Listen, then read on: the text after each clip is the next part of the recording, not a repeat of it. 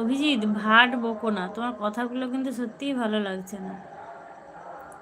ছেলে হয়ে যে এরকমই কথা বলে সত্যিই জানতাম না, তোমাকে দেখে শিখলাম, দেখলাম, জানলাম।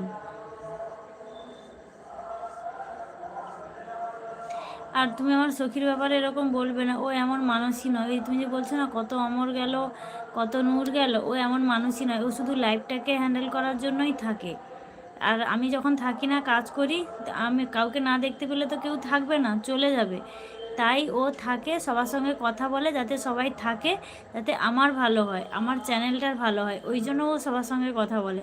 নাহলে ওর খেয়ে দিয়ে কাজ নেই, ও লাইভে বসে থাকবে, কারণ ওর চ্যানেল নেই, ও ভিডিও বানায় না।